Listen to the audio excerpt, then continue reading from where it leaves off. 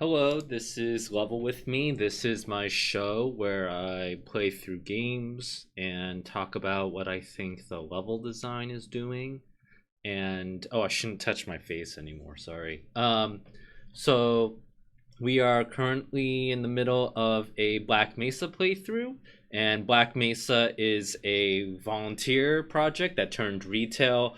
It was a project to remake Half-Life 1 and the Half-Life 2 engine. So it was a very long labor of love that I used to work on. In its very early days, and I had to stop because I had to focus on my studies or college or whatever. So unfortunately, I had to leave, but they finished it up, and a lot of my work, it was still kind of in there. We just finished playing chapter 2, which is the chapter that I mostly worked on. But of course, we're about to do chapter 3, Unforeseen Consequences, which actually reuses a lot of portions from the previous chapter, which you will see.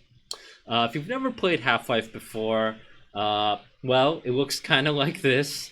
It's a sci-fi first-person game, and it involves you going to work. You are a scientist going to work, and then you put the wrong crystal in the wrong laser, which causes a giant disaster like this.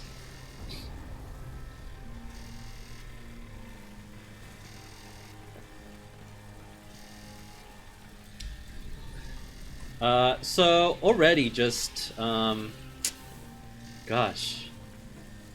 Yeah, just notice all the fun destruction and stuff. That's one of the... So I built this room. Well, maybe not the destroyed variant of it, but one of the things that you have to plan ahead for is you have to have enough stuff in the room to break and destroy.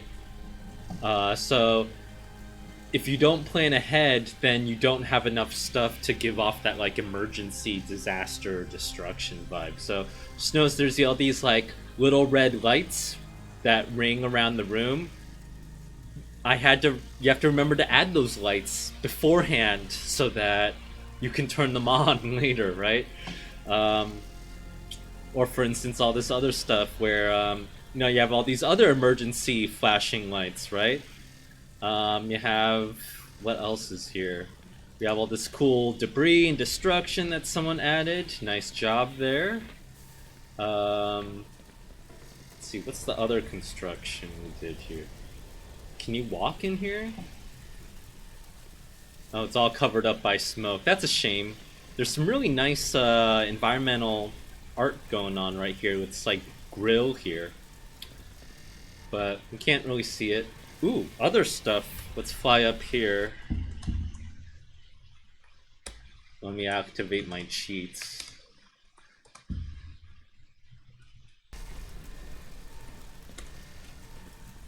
Oh, did I activate cheats? Oops. Okay, there we go. There's the cheats.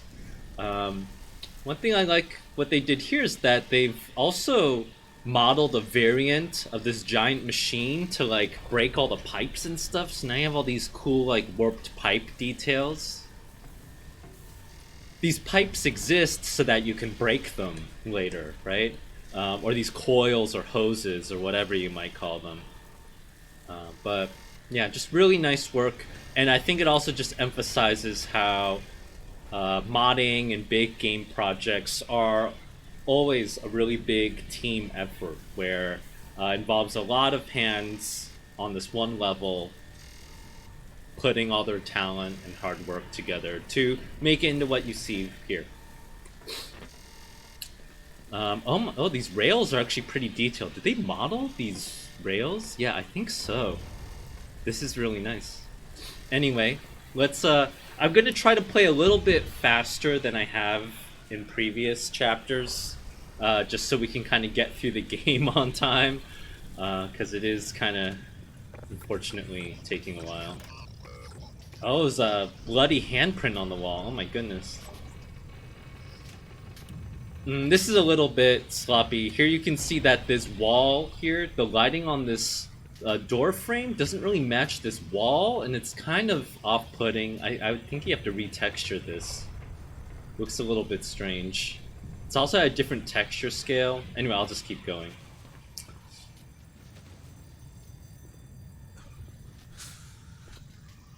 Oh, I think he's dead. I think...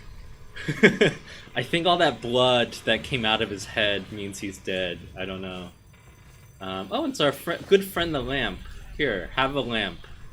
Does that lamp help? Why isn't he looking at me? I think you have to... I don't think that's how CPR works, though. I think you have to do the contractions, and then you have to, like...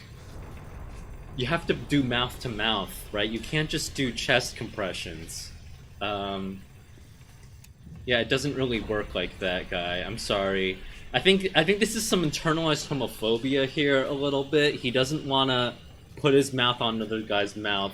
He doesn't really care about this man's life. Also, this man is clearly already dead, so it doesn't really matter.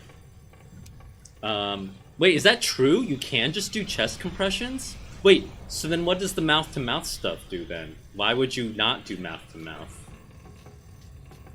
I'm sorry, I've never had workplace CPR training, so... I guess I was just going off what I saw on Baywatch or something, right? Wait, so you just do chest compressions now? Well, you learn something new every day. Thank you so much, Steven, in the chat, educating me on modern CPR technique. What else is going on here? Okay, so... Oh! That doesn't look good.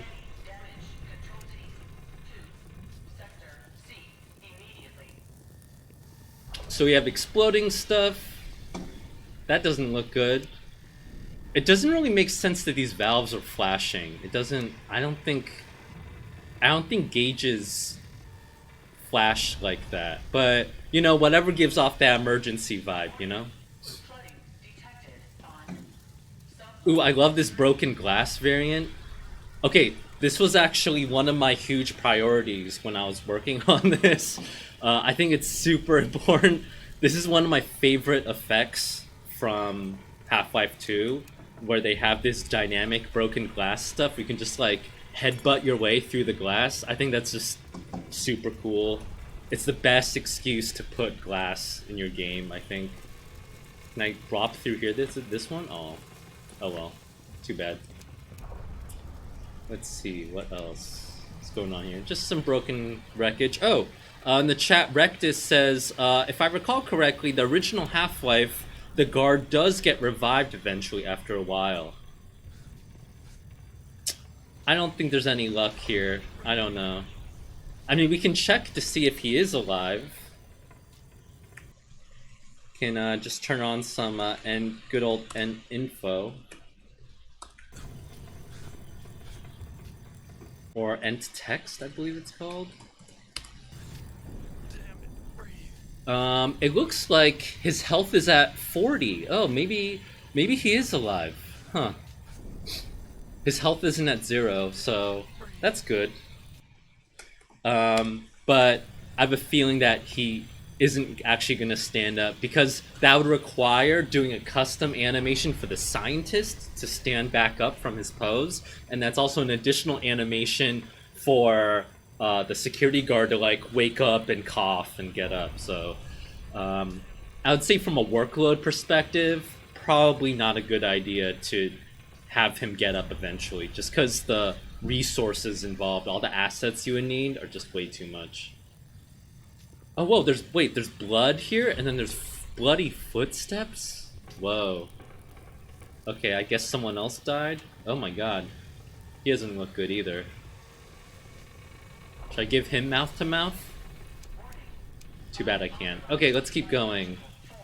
Let's go up here. Oh, this is the wrong way. So now we have to backtrack all the stuff we did in the previous chapter that you might have seen last week. And this is... I think this is like a big kind of mind-blowing section.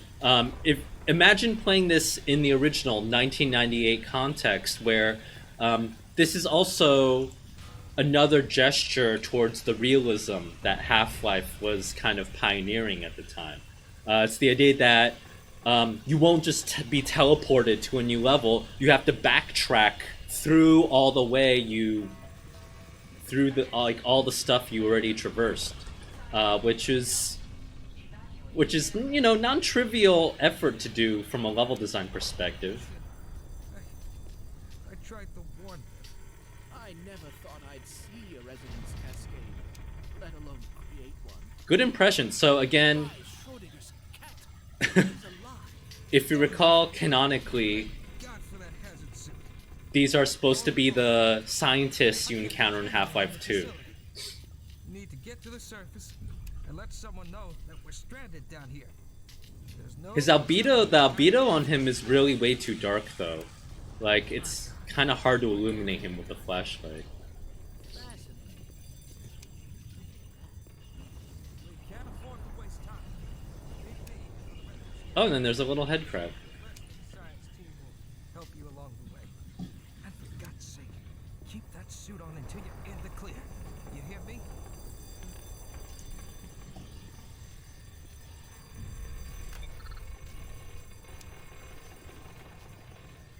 And then this is maybe the first proper little puzzle that happens in the game.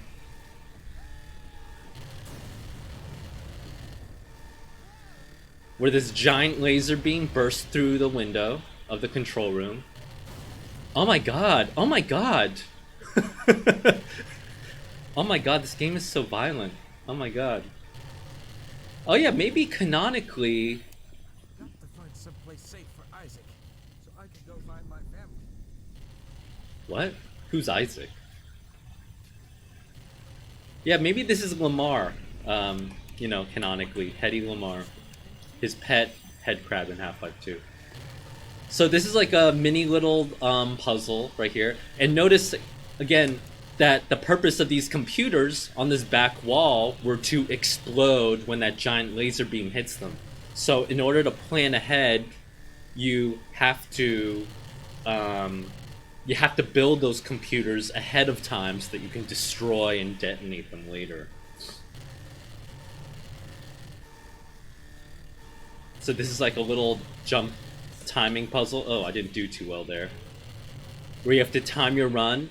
In practice, this puzzle's extremely easy because you can clear the whole room in 1 second because this is really fast running speeds. You can just run through super fast. So it feels like there's high stakes because this is still the tutorial level, but it's actually a very easy trivial puzzle to do. Oh, broken glass. Let's just walk through all this broken glass. I'm a fan. Oh, and then this is a little deviation. So, in the previous Half-Life 1 original, there's not this like blocked ramp, but there is like a pipe you have to jump over. But now this is like a mini little jumping puzzle you have to do. We have to walk up this weird railing bridge. That's a little bit strange to use as a bridge, but oh well. Oh, and this is also the first encounter where you can get hurt by a head crab, by a hostile monster. But it seems like they have a hard time attacking me, poor little thing.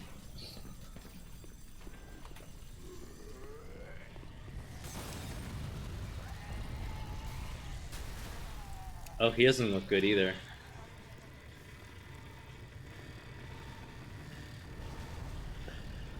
And then this is a recreated sequence of also from the original, but with this fancy dynamic light. very fancy looking. But it's the laser bursting out of this giant laser pipe, which totally exists in real life, I'm sure. And it like slices through everything. So it slices through that computer. That's actually kind of cool.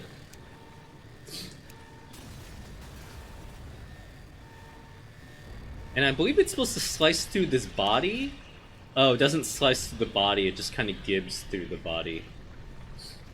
But this is another very low intensity, but it seems like it's high intensity, but it's actually a very easy traversal laser trap puzzle thing. Let's keep going.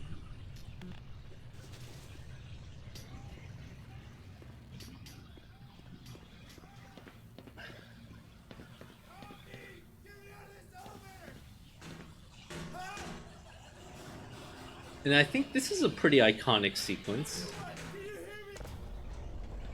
You press the button to get them out of the elevator. It's a very tragic sequence. People were trapped in the elevator and then they exploded.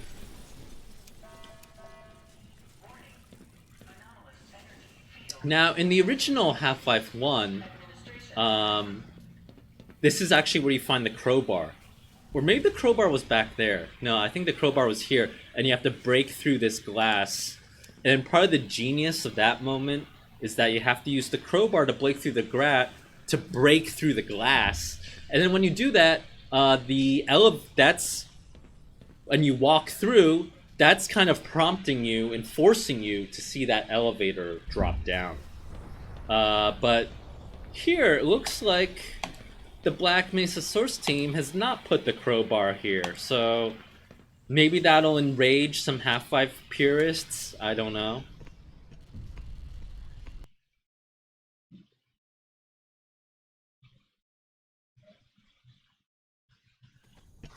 But I think it's also a very intentional gesture to do that. Oh. Man, am I glad to see you. What the hell? So that it's kind of signaling. Wearing science team uniforms. Let me turn off the developer mode so you're not annoyed. I think it's intentional to do that to push this kind of gameplay. Okay, so it's two things. One, it's signaling that we're going to do things differently from the original Half-Life, but it's also another gesture to force you into this gameplay, which is kind of fun, where Okay, let's go for it.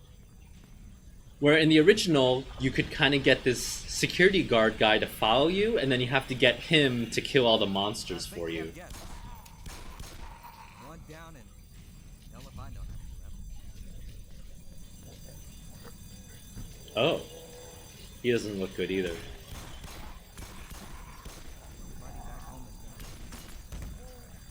Oh, that's kind of cool. Wait, and then I can now jump through into this room. Ooh, that's fun. Dude, are you gonna help me? Oh my god. There we go. But it looks like there's nothing in here. I just came into this room for nothing. Let me get out of your way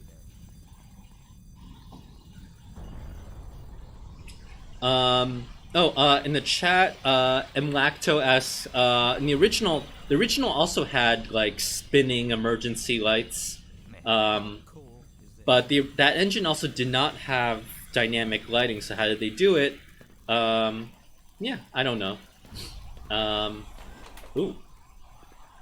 I would say in the original, yeah, it was maybe a funk rotating with transparent stuff built in. It wasn't actually casting any light or throwing any light anywhere, probably in the original. It was just the illusion of light.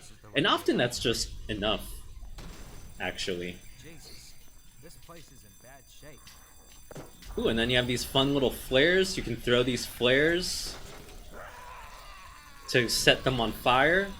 Dude, are you gonna do anything? Jeez.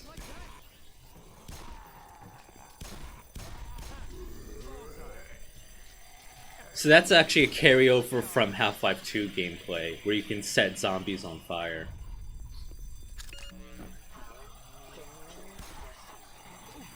Smarts. You want some more? I think what's also fun about this sequence is that it showcases the security guard AI. You might notice that the security guard is actually playing, semi-intelligently, where he'll shoot and then back away out of melee range from the zombie. So, that's another thing where Black Mesa Source is trying to signal to the player, look, this is the original Half-Life you love and remember, but we've also added our own little touches to it.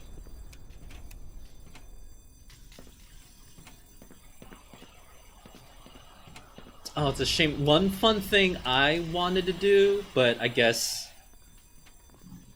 didn't make it through. Maybe I should have put that in like a developer wiki or something.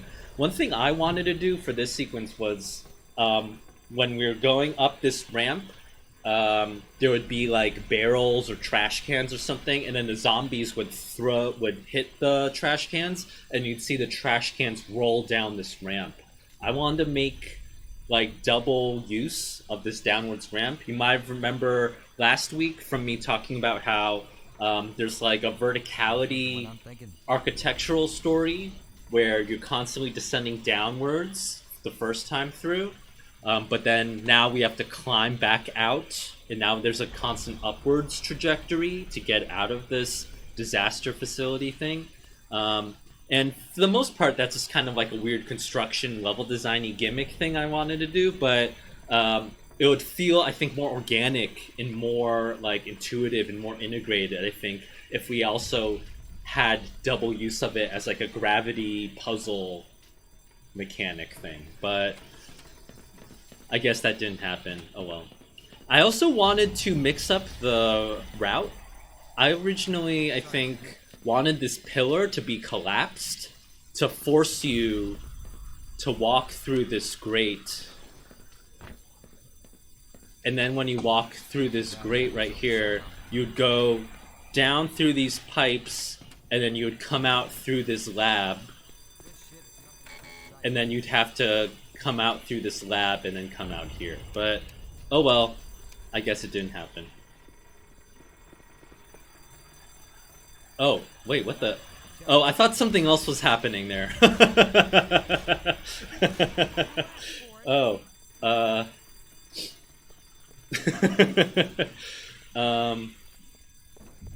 I mean, you never know. Really nice wreckage going on here. And this isn't, this isn't, those pipes aren't there in the original, so you kind of have to improvise and guess that, oh, actually these panels would just be metal panels that you could rip off the ceiling, right? So, and then you get really nice opportunities to throw these like red lights down and cast some emergency lighting. The actual architectural changes aren't that big. The biggest difference between when we were going through here a week or two ago and now is the lighting. The lighting just makes, when you relight a space, it just makes it feel so different. Uh-oh. Oh, there's zombies behind me. Oh.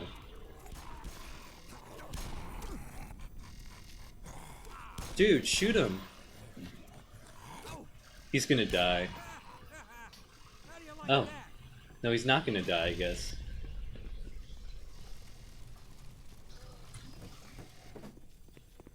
Okay, so let's keep going.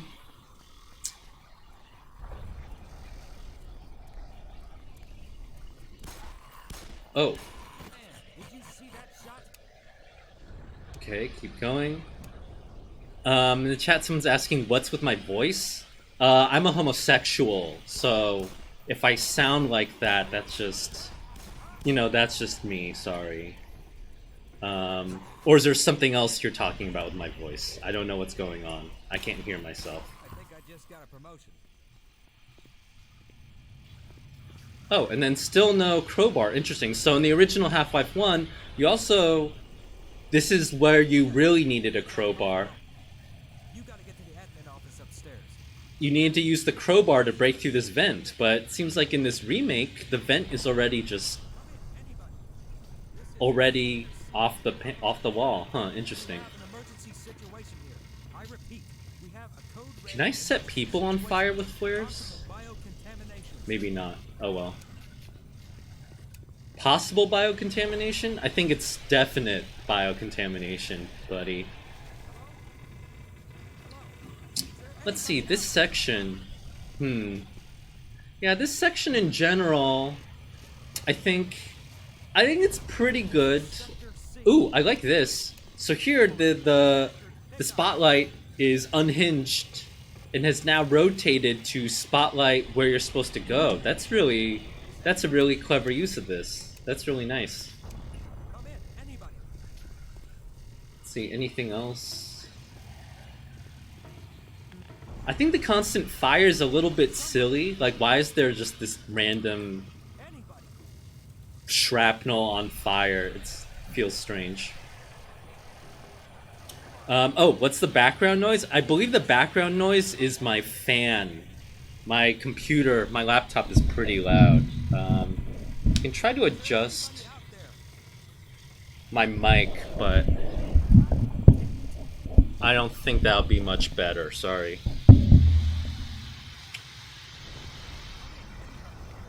Oh, in the original, this airlock actually isn't open. Oh, is he okay? No, he doesn't look okay.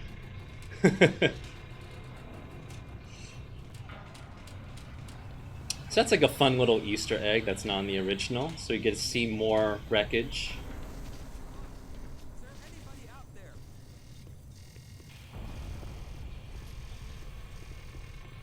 Okay, well, let's just keep going through, because we do have a schedule to keep, sorry. Still no crowbar.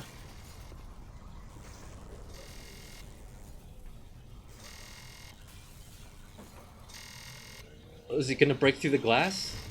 Maybe not. Oh, that's a shame. That would have been a cool sequence. Oh, so, but maybe this is like an alternate kind of puzzle, right? Oh, and they put all these toolboxes here. This would have been... Oh, the person dying in the airlock was in the original too? Oh, sorry, I guess I don't remember too well. I just think it's really funny to put this toolbox here, because this would have been a perfect opportunity to put a crowbar here, and then there's still not. Oh wait, no, here's the crowbar. Wait, how do I take this crowbar out, though? Oh, there we go.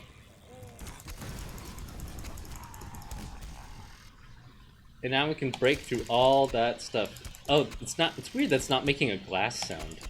That's strange. Now, in the original, if I recall, you come out here, and then there's like a small little jumping puzzle where this computer mainframe explodes and then falls over on a head crab.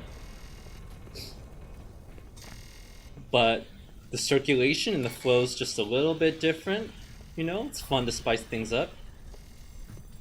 This is a little bit strange. I don't think metal would fragment exactly like this, but oh well. You stay back. This is in the original too, I believe. It's just the shadow casting's really strange, right? It's weird that... Where's the shadow coming from? I feel like the shadow is... I feel like the flash... I'm like holding the flashlight with my crotch. Oh my god!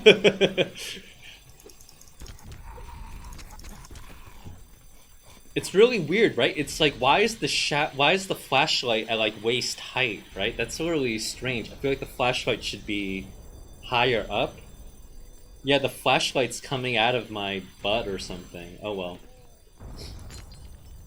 Let's break this glass, because again, I'm a fan of breaking this broken glass effect.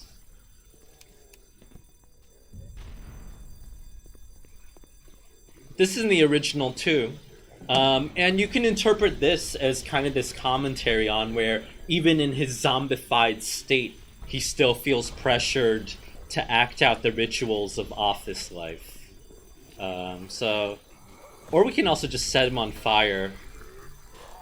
That wasn't nice of me though, sorry.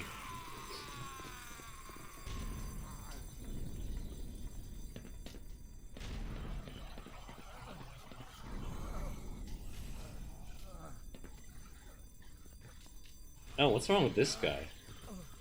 Oh. Oh, poor guy. I think this is also where you're supposed to get a pistol in the original, too. But, you know. Oh well, no pistol this time.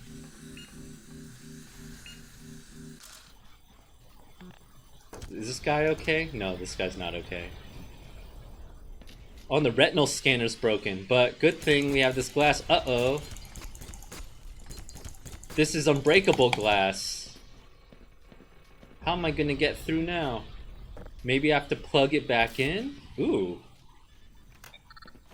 That's kind of fun. That's a break from the original. I wonder if they reused that later in this chapter.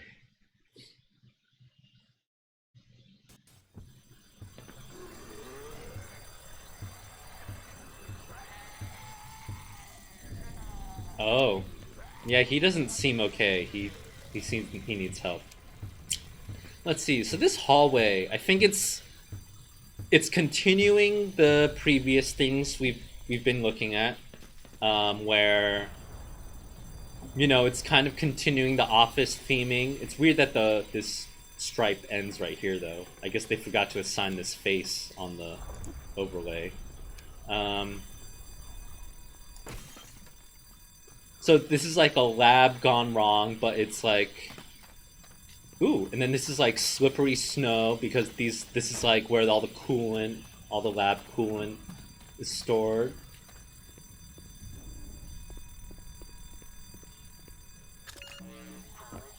Let's see, I don't remember, yeah, I don't think the original part of this level quite looked like this.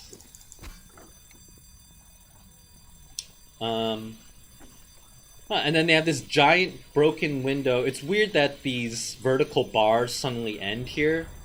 I feel like you should maintain the spacing of the vertical studs for this window. I guess you would remove it to really emphasize that the player should jump through here and then see that snow is slippery, so it's like a mini tutorialization moment, but architecturally it feels a little bit strange how the spacing is off. Let's see, what else is going on here? Yeah, I think in the original, the theming of the level had already changed by then. Here, this is continuing the turquoise teal lab theming we've been seeing in the previous parts of the level, but by now it should be turning into like maintenance mode, but you know, I guess, you know, why not try something new? Why not reskin it? See, so this is still continuing all that. This is like a back room of some kind. Storage room. Look at all these fine CRT monitors. This is also perhaps teaching you not to hit explosive things with your crowbar. Because then you get hurt. Probably should have like stacked something, like probably should have stacked this crate here and then like jumped over it instead. That probably would have been a smarter way to do that, but oh well. I believe this is the part where you introduce hound eyes, right? Maybe not. Well, let's keep going. Oh, now we're stuck in this weird escalator thing. Are we gonna die now? Oh. Oh no, instead... Oh gosh. We have to escape this flooding elevator. Oh my god. That's a cool set piece. Deviation from the original. But I'm into it. Oh, that particle effect could be better, right? Oof. This particle effect is nice. Looks like it's ripped from episode 2, but this particle effect, oof. Yeah, you can do better. Like the render mode on the sprite, on the particle sprite isn't set, it's like set to alpha blend instead of like additive. So it just feels really off, right? You should probably reuse the same sprite instead of using this low res one.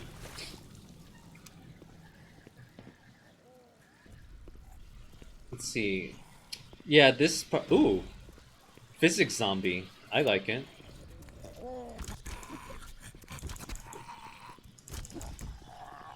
So here I'm doing like a little zombie dance. This is like a fun little. This is like a fun little thing where you like do a little zombie dance where you try to go back in. You go in, you do a few melee swings, and then you back out. So then it just swings at air. This is like a time honored FPS tradition. If you've played Quake 1, you're probably very familiar with this kind of dance where you have to do this against a monster called a Shambler in Quake 1, where you're constantly baiting it to go into melee mode so then you can lock it into that animation and then go run up to it and then fight it again. I mean, this is kind of the precedent, I would say, of like Dark Souls kind of gameplay, right? Where you're reading the animation, going in, doing a few swings, backing out, letting them go through their attack animation, going back in, and so on. So, and just notice the encounters are very simple, right? We're fighting one zombie at a time, because this is still like combat tutorial mode. You don't want to overwhelm the player at this point. This room, though, let's see, it's okay. It does seem a little bit phoned in. It's a little bit awkward to have two different tints of this concrete. I don't think it works too well. It's also just not really clear how this room, the task of this room is clear. This is like a warehouse room with like a forklift and all these crates. Ooh, okay, this is one of my favorite props that they've art passed for Black Mesa Source. You break it, and then there's a ragdoll tarp. And it's just beautiful that tarp like falls. It falls a little bit too slow. It's like a weird parachute. I think I would add more weight to that ragdoll. But still, it's just beautiful, like how it. And then you can pick up the tarp. Oh my god. Oh, this is beautiful. Oh, I love that. I mean, it's a little bit silly when it looks like that, but still, oh god, I love ragdoll things. Ragdoll things are the best.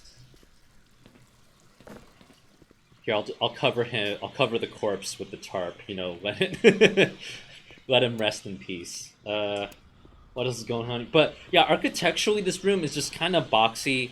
The previous room also is just a little bit could have been improved, right? Like this room is also just kind of it has this nice roundy bit going for it, but that's the roundy bit doesn't feel quite organic.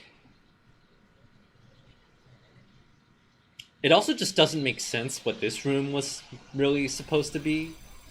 Like, this is through an airlock, so shouldn't this be like some kind of security reception area, or shouldn't this be like, or shouldn't there be like benches here or something, right? This doesn't feel like the transition between. I mean, this feels like Oops, I just went backwards in the level transition. My bad. I forgot you could do that.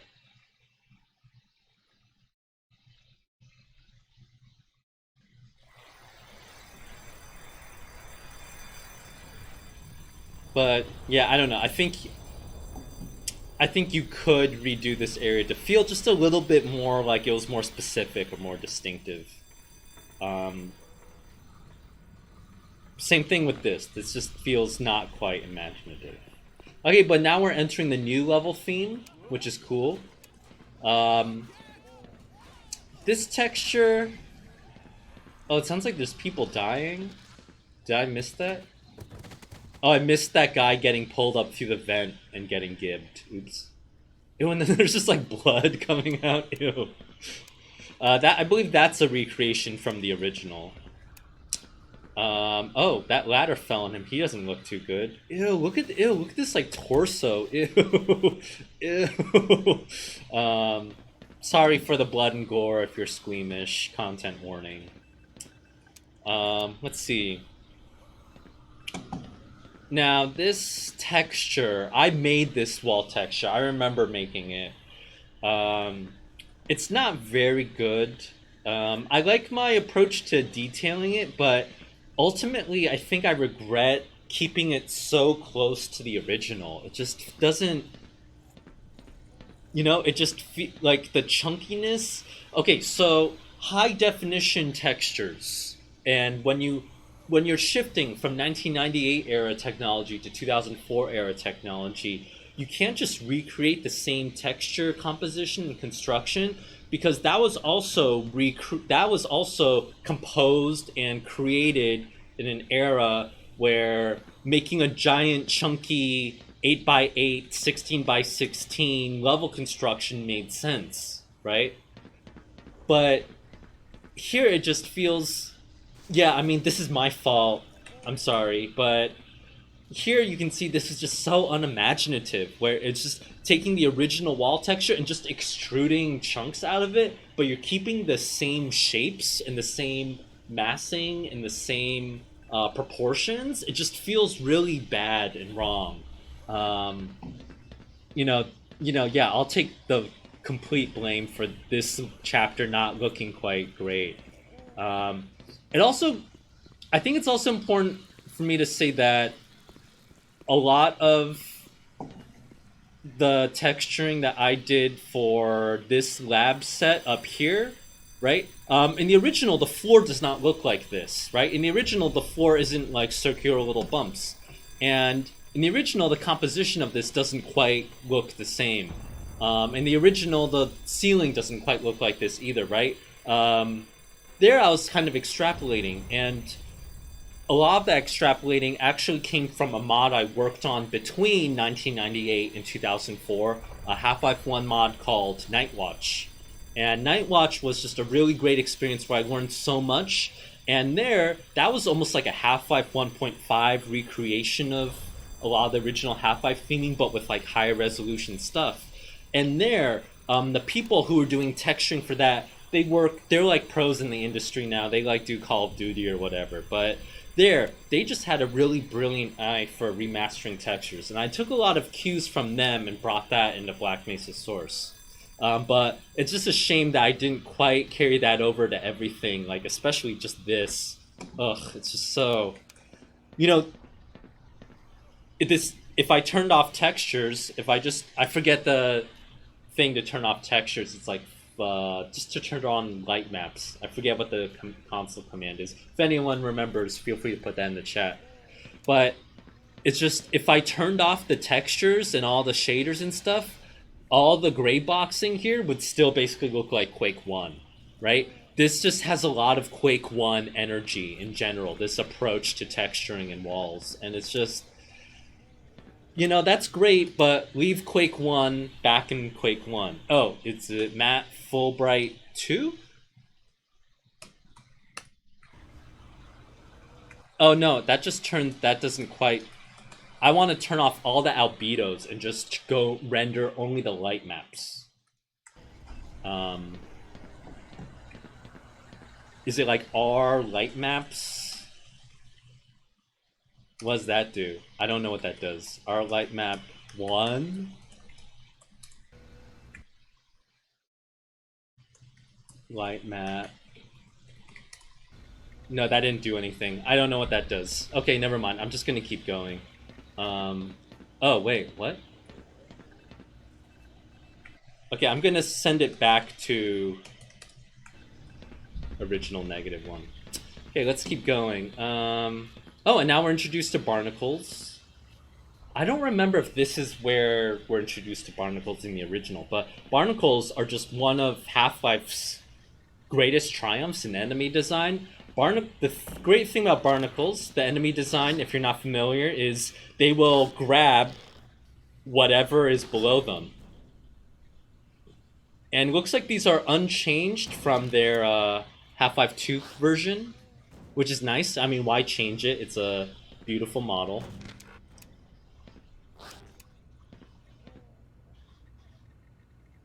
But the beautiful thing about barnacles is that if I had a gun, I could just shoot them, but then I'm wasting ammo and I'm also wasting time. So if you're like a good Half-Life player or whatever, you know that you can usually just dodge barnacles.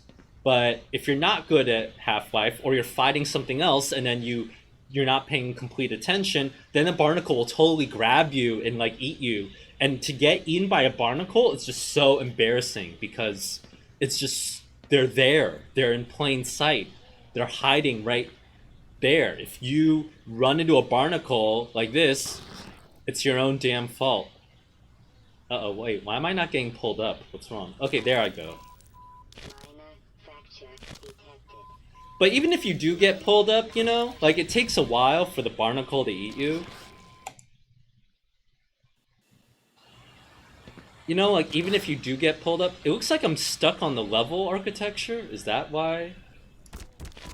Even if you do get pulled up, you can just crowbar it, and then it's not that big of a deal. Or, the way you're supposed to get through this encounter, actually, is probably to do this. To distract it with a tasty barrel, and then jump over, and now you dodge through it. Or you could break through this window and jump through this little side path as well.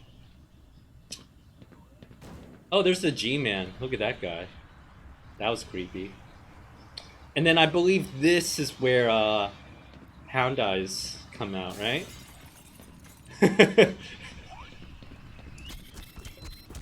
Hound Eyes are so cute. It's like... It's a shame to, like, kill them. It's weird that there was just one, though. I remember there was, like, 2 or 3. Right? It's a little bit strange for just one Hound Eye to come out in the encounter. What's weird about the... Okay, so the Hound Eye is also just some really good Half-Life enemy design, where it runs out, and then it starts screaming. I kind of killed it too fast, I'm sorry. Let's find another one. Oh no, that's a head crab. Where's some Hound Eyes?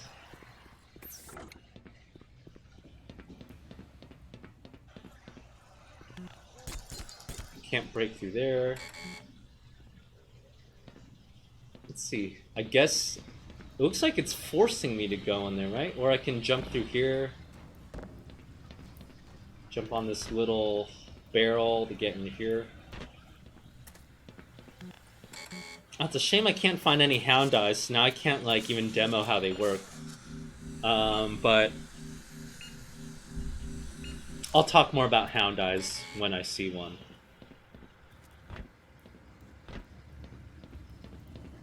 Let's see this. Okay, so I love these vats, these, like, big vat things. I think my original vision for this level, if I had stayed on the team and I got to, like, work more on it, I would have deleted a lot of these walls and opened it up into a big, like, warehouse environment.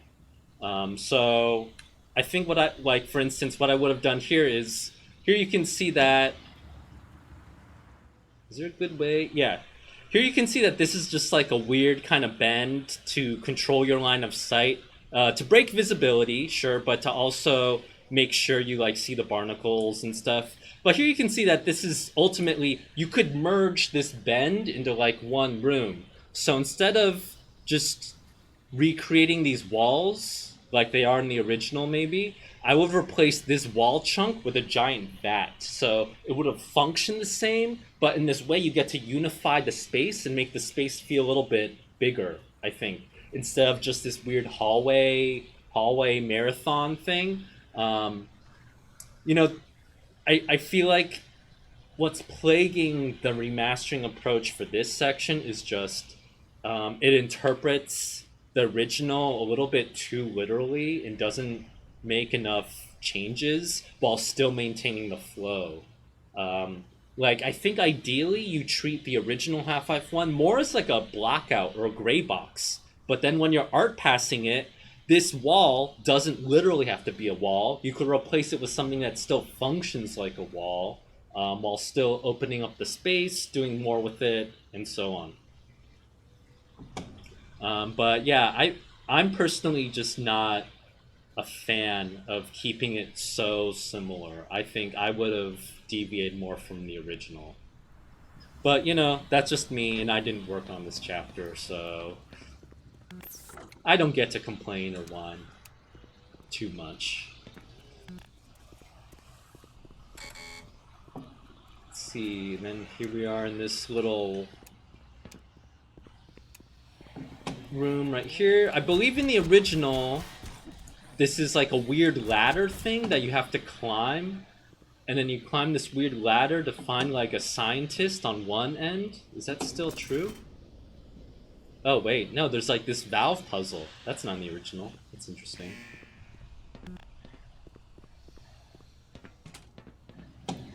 Yeah, I remember you have to like find a scientist and then lead him. Oh, this guy who's crying. Listen, I know where you can find some more weaponry. There's a security office not far from here. Take me with you, and I'll unlock the door.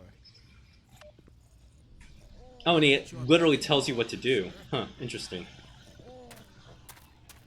Oh, in the chat, Headcrab Jesus says this section was made a lot more linear in the 1.0 beta.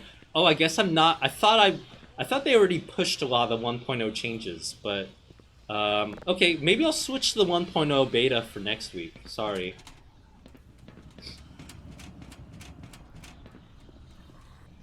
So this original still feels pretty, this still feels pretty faithful, a little too faithful in my opinion, but it's okay.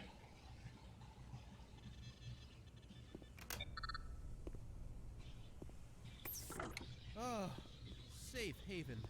Oh, cool. He has like a custom animation, like he does this. That's cool. At any rate, over there's the weapons I spoke of. Oh. Ooh, a gun. Finally a gun. That's kind of cool. Like, they expanded this scripted sequence a lot more. In the original, he opens it, and then the scientist just kind of stands there and waits for death, kind of. Or maybe he says something, but, it's not as involved as what just happened here. More health. Let's see, what else is... Anything in here? Is there anything behind this door? No, it's just a fake locked door. It doesn't do anything.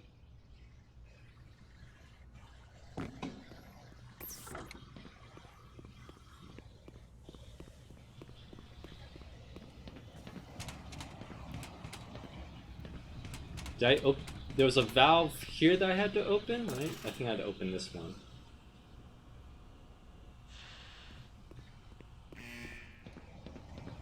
Was that in the original? Like, did you have to open these valves in the original Half-Life 1? I don't remember that.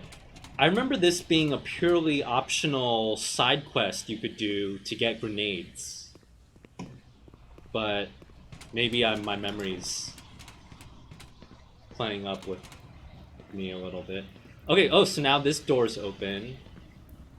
And now that this is cooled, I can go through here? Oh, interesting.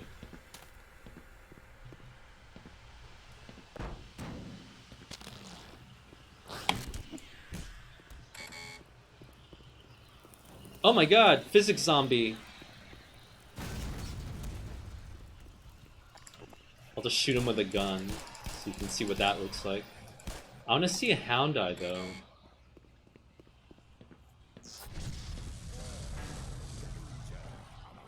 And this is the time-honored Half-Life tradition of bypassing a locked door. Oh. And now we introduce this character. I think this encounter plays out very differently in Half-Life 1. In Half-Life 1, I think he takes much longer to break through the door. So this is introducing a new monster that you've never seen before, called a Vortigaunt. In the editor, we just call them alien slaves, though, because they're an enslaved species, unfortunately. They were retconned into allies in Half-Life 2. They're much more alien in the original, which is what's a little bit strange about bringing this back into Half-Life 1. It still sounds like the voice actor in Half-Life 2 who voice acts them. So they still feel like human, It feels strange to kill them in Black Mesa Source, I think. But also, yeah, this door, it's a lot more like gradual. Like you see a dent appear in the door, I think, and then like another dent or something, and then another dent, and then finally electricity like breaks through. It's weird to have it break through so suddenly, I think. I think the original was paced better. Here's a gun if you didn't get a gun before. That's nice of them. Here's some Windex. Here, you take that. What? Oh, this is weird. This is like a weird melty door? Oh, that's so strange. What is that? Very strange. And yeah, and then oh god, just this room. Yeah, I'm still not a fan of how faithful this is. I would I will have made this room feel a lot more different while maintaining the same flow. I would have made it feel a lot bigger, made it feel a lot more open probably. Yeah, it just feels still so chunky in Quake 1 to me. Not a fan really. Oh, this is a recreation from the original, like a zombie climbing out.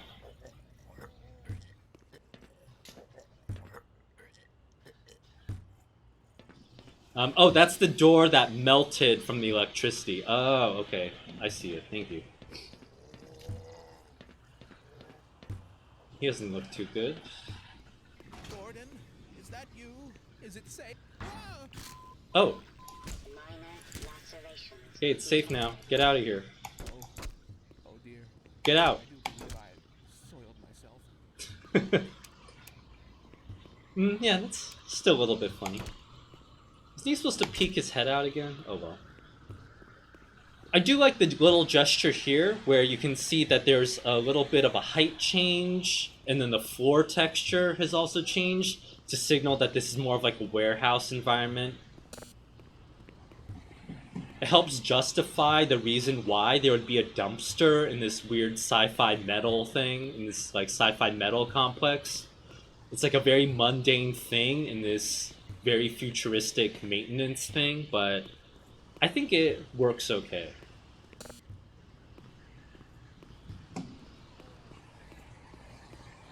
Oh, Tin Kelp asks, what does it look like in the dumpster? Looks like in here. Is he okay? I guess he's... Oh, now he's not okay. My bad, sorry. It would have been cool if you could, if this was like a ragdoll dumpster door that you could have also, like, pick up and stuff, you know? But, oh well, not to be. Also because I shot him in the face. That's another reason why. Okay, let's drop down here. That's a one-way drop, so now we can't go back the way we came, right? Yeah, it looks like this ladder doesn't go up all the way.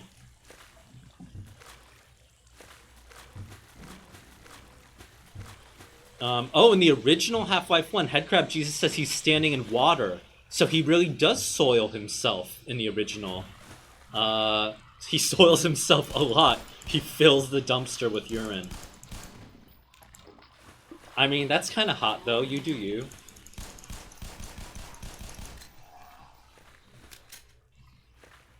So again, the pro strat is to not waste bullets on these barnacles, to just go over here. Really nicely detailed valve. Nice prop here. This causes flooding, which I think surprises most... Oh my god, oh my god, oh my god, what's happening? Oh my god, I'm gonna die now. Uh-oh. What's happening? I think I'm gonna die soon.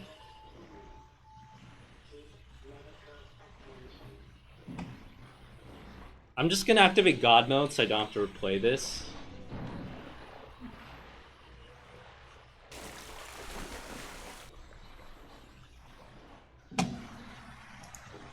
What's great about that set piece, though, is it grabs a lot of players off guard. Because you don't expect that to happen. Original Quake didn't even have moving water. So, I would imagine if this is actually a place where a lot of players end up dying, including me.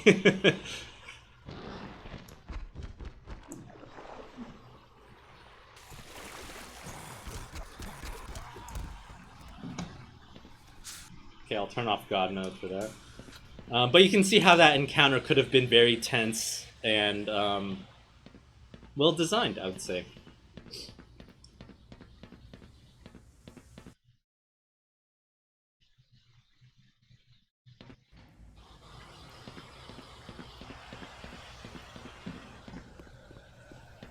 Beware forklifts.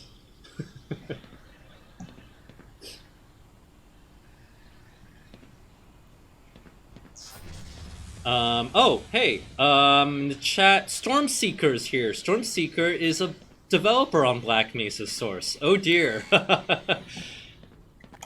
I'll be really nice now. I won't talk any shit about anything. This room is perfect.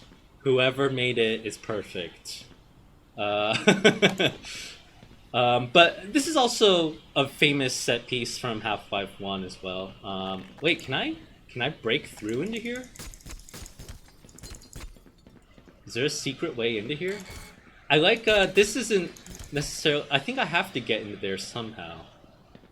To activate the funicular? Oh no, I can just press that button. So this is a really famous, wonderful set piece in the original Half-Life 1. It's a funicular, and funiculars are diagonal moving elevator platform things. If you've never been on one, I highly encourage you to Google funiculars and try to find the nearest one, because riding on them is just a beautiful experience. This particular funicular, I believe, is also recreated from, I believe, Akira. And if you even open this map, if you even open the original map in the level, if you decompile it and you look at some of the scripting names, it's literally called the Akira elevator. So you know that was clearly their intent by the level designer to recreate that sequence. Well, some nice clutter going on here. I like this. Are there any, like, secrets here? No, just another forklift. Beware forklifts, indeed. Okay, well, let's just go ahead and start this set piece.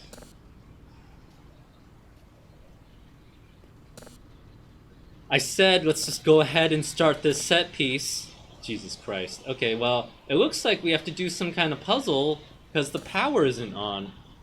Maybe we have to go through this brightly colored vent. I think that's what we have to do. Oh, and then some head crabs are coming out, too.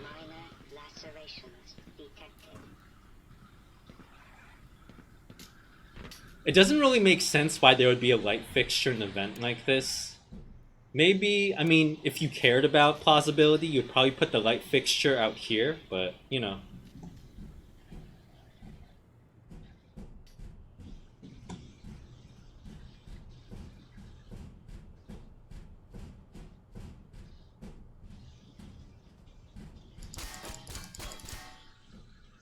Oh, and then everyone in the chat is finding out everyone in the chat is trans. Oh, how beautiful, how wonderful. Trans rights are human rights. Okay, how do we... What do I... Wait, what do I do? I put this tape in the VCR? No, I don't do that. How do I turn on the power? Oh, do I activate this? Oh, shit. Do I, turn on this giant flashing switch? I think that's what I'm supposed to do. Oh, there's no health here. Oh, no, here's some health.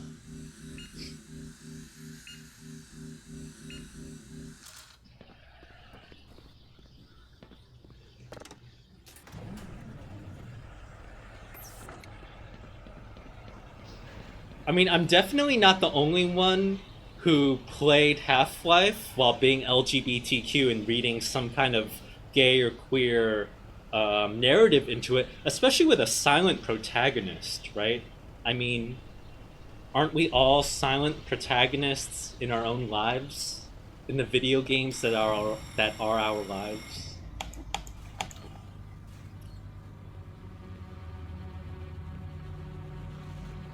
And then this is a wonderful set piece where head crabs kind of like ski and slide down. They drop from the ceiling. It like rains head crabs. In the original, though, the Half-Life 1 physics are a little bit silly. So the head crabs end up often like skiing off because they have so much momentum. But in this one, here the fun gamer thing to do is more to just do this like fun head crab dance. Where you kind of dodge them and just take out your crowbar and you do this.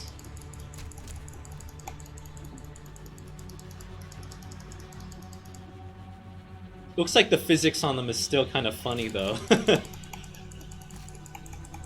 Can't be helped really. Oh, I missed the early exit. Oops, my bad. I'm gonna turn on God mode so I don't have to replay this. Sorry. And there we are.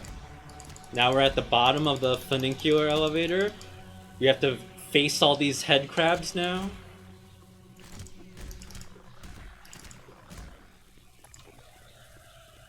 And gosh, oh god, I love this wow, look at this texturing, like, oh, beautiful. And I like that they've detailed it a little bit. They've extruded some of the pipes.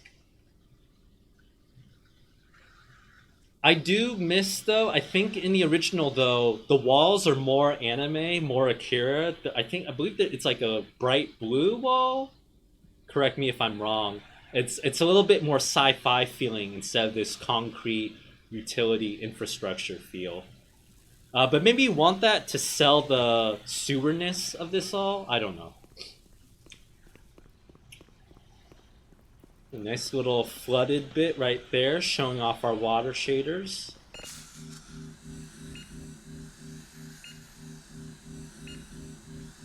Oh, I might be thinking of the Lambda Core funicular. Oh yeah, yeah, that one's more metal and sci-fi and sleek, right? My bad. Let's see. I think in the original there's a bull squid here, and then this is where you see that. Or no, wait. In the original, there's like a bull squid on top of like a ledge, like up there, and they have to like fight the bull squid or something. And then up there, you like fight the, and then some like Vortigons spawn inside these crates, and then you have to fight them.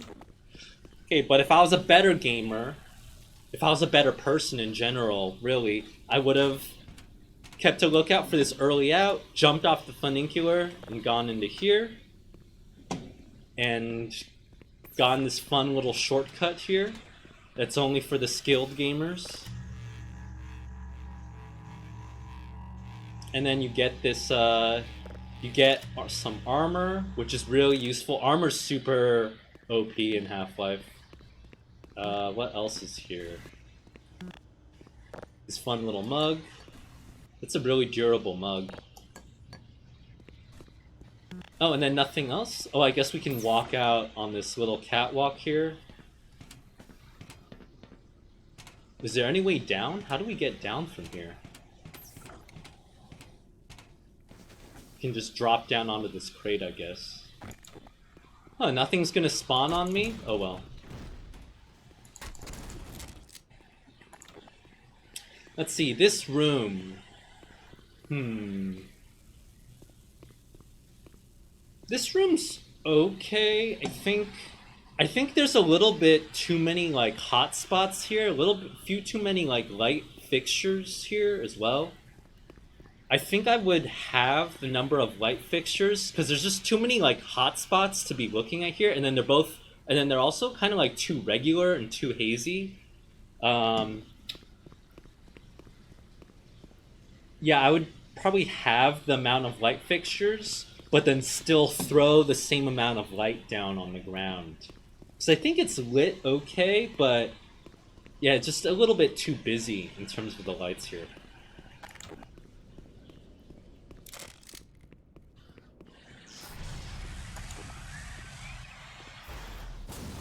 Oh my god.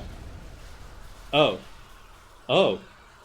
And then we see all that destruction happen. Ooh, fancy. So that's how that happens in the original too, I believe. A Hound Eye spawns, and it causes a shockwave that triggers the explosive box that detonates this whole catwalk. So now we have to do this whole weird suspended concrete catwalk thing. I believe there is a shortcut we could do. Okay, so most players, I think, would proceed to jump on these very precarious, obvious pipes. Oh my god, and then fall to their deaths. Oops, I had God mode on too. But technically, right, shouldn't we be able to just dive into that water? Oh, that's not fair. Is that in the original too? Oh well. Because that's a sewer down there. We should be able to jump down there and negate all our fall damage, but you know, gotta keep the critical path.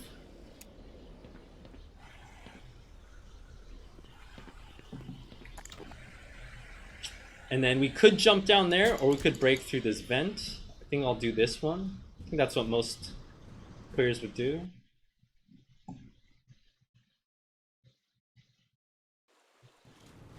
But it's not a bottomless pit. In this remake, there's clearly a sewer down there.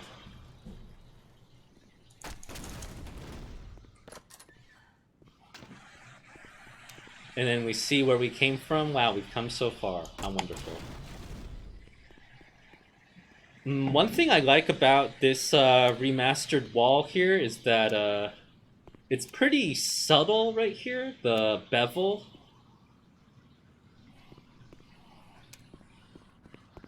You know, it's just like a little bit brighter here. Maybe is that in the texture? Maybe that's in the texture too. So in the end, you get this nice 3D effect that goes along with the brushwork and the wall, and it feels like pretty harmonious, I think. And it also feels realistically proportioned and scaled. I was critiquing the metal lab set before. Yeah, I wasn't a fan of that. But this feels okay to me.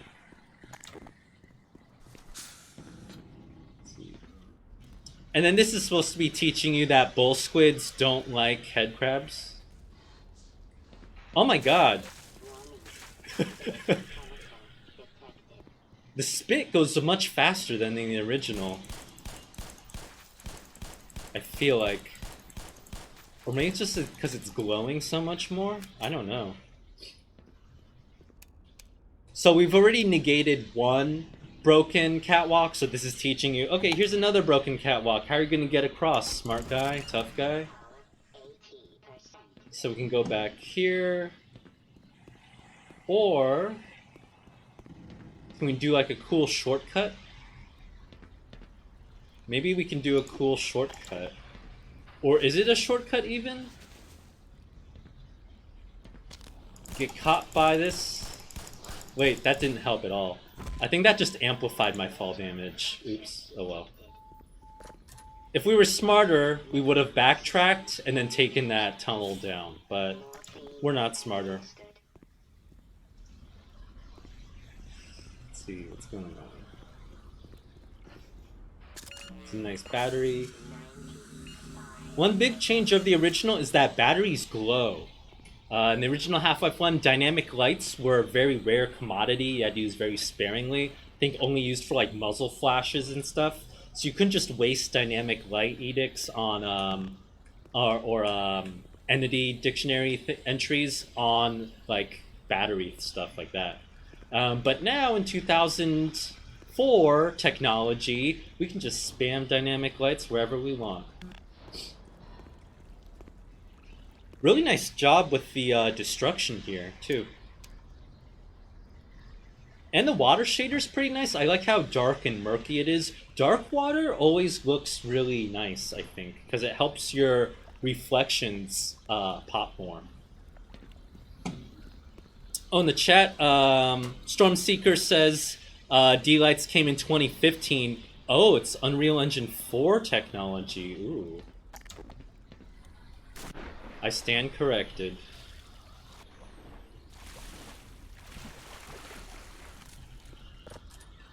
But I thought Half-Life 2, even in 2004, had dynamic light stuff. Or maybe it was bad.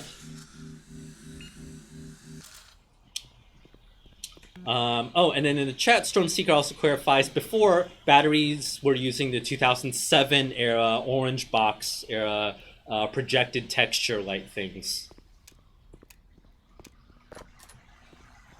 Light dynamic was that bad, huh?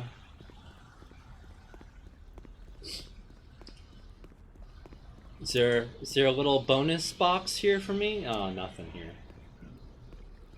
Ooh, I like that this is modeled out a little bit. Nice detail. I think this is in Half-Life 2. This is just like a decal, a very flat, boring decal. I like that this is extruded. It's like on top of a decal. I would have the same critique of the number of light fixtures here. It's just a lot of these bell-shaped. I mean, the model itself is nice, but the lighting strategy here does feel a little bit strange or silly. Like instead of 4, I would merge this into one mega industrial bell light or something.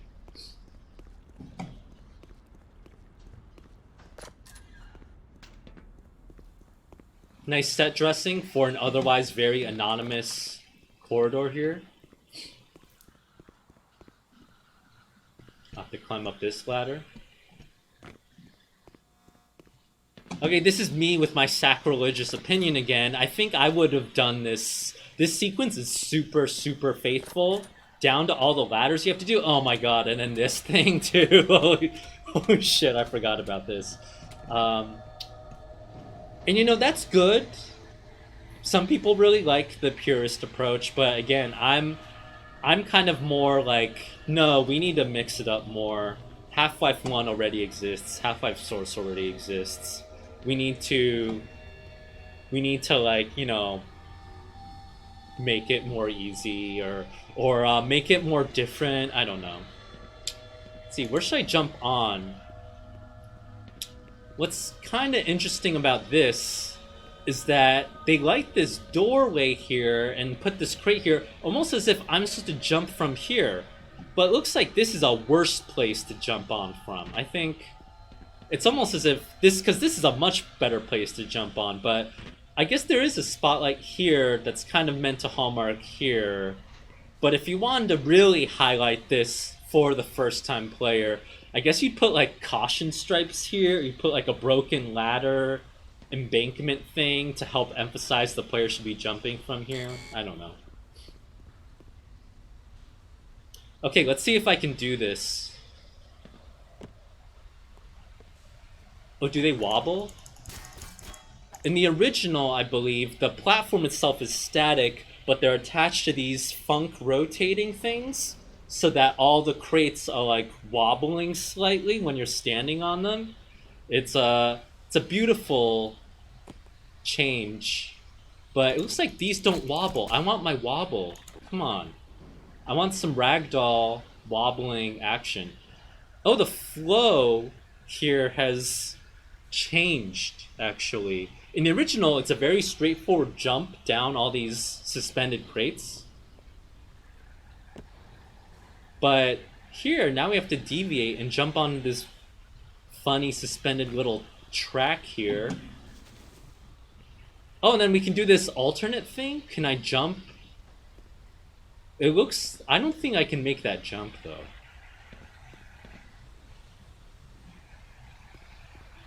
Okay, well, here's where, like, the metagaming of critical path and gamer convention happens. So, assuming we could have made that jump, assuming this jump looked more mateable, we could have gone here, and then you would reason that that door has to be unlocked. That has to be valid. And the reason that has to be valid is because that would be a one-way jump down from that air conditioner vent thing. And because it's a one-way jump, a game can't leave you stuck somewhere, right, without doing that. So that's why if that door was locked, that would have been like a game-breaking bug, almost, right? So you would use your gamer logic and reason that, okay, if I could have made that jump onto this one, that door has to be unlocked and it has to be an alternate way through. But because this doesn't look makeable to me, partly because the distance is pretty long, and also because it's a little bit too high, but still on this weird little threshold. I think if you wanted to definitely cement to the player that they shouldn't do this, you probably should make this light a lot more lower intensity, because that's just really popping out to me really brightly. You would place this air conditioning prop a little bit higher. You would thicken this pillar to interrupt the flow of the jump more. And if you really, really wanted to tell the player not to do this, you'd put like another obstacle right here to interrupt the jump as well. But you know, maybe there's value. Oh, can we go backwards? Can I go that way too? Oh, wait, what? Is there like a secret alternate passage? Oh, wait, I just died.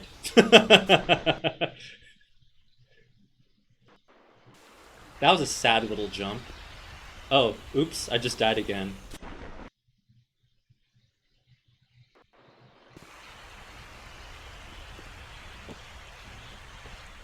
I'm gonna jump down to there. I'm gonna take the road less traveled. Oh wait, that doesn't lead anywhere though. Because there's a ladder that leads us. Wait, that's where I came from. Oops.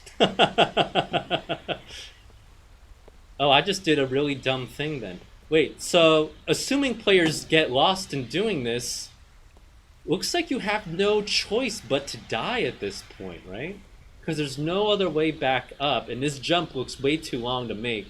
Oh wait, no, I can make it. Oh, yay. Interesting. Very interesting.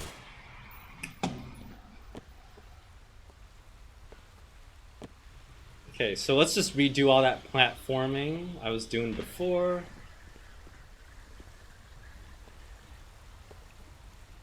Oh, oops.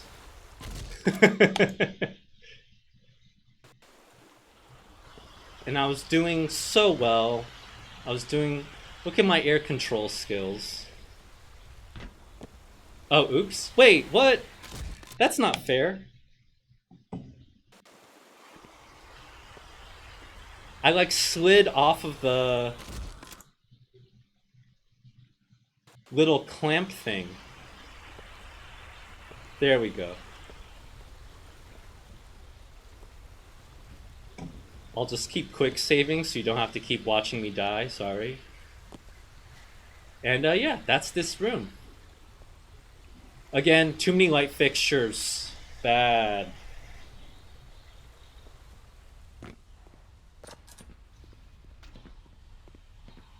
Okay, let's keep going up here.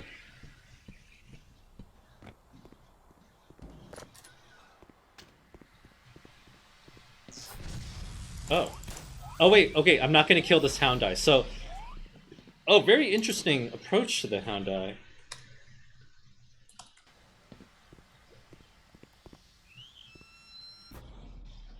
The hound eye does very little damage. I feel like the hound eye should be doing more damage.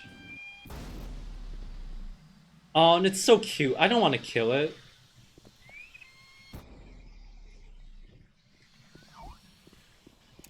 I think the hound eye's albedo texture is too saturated, though. I would bring back the color, especially the blue is a little bit too much, but it looks okay when it's charging up, but let's see what else happens here. Oh, it's just so cute. I'm not gonna kill it. I'm gonna let it live.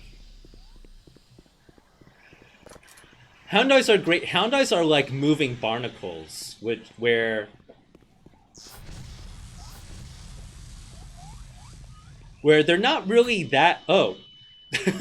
They're not that dangerous usually unless they're next to other hazards like exploding barrels and boxes.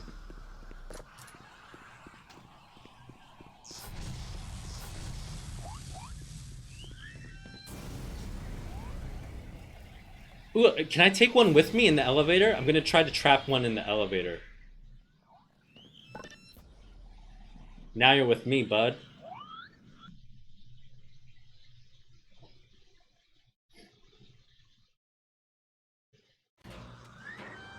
Okay, Hound Eye challenge. Keep the Hound Eye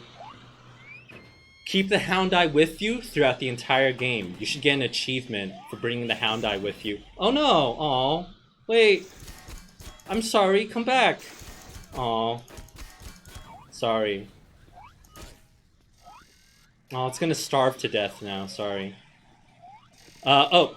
Okay, well, this is Office Complex. I think I'm gonna have to stop right here, unfortunately, because I have to do a meeting right now. But that was Unforeseen Consequences.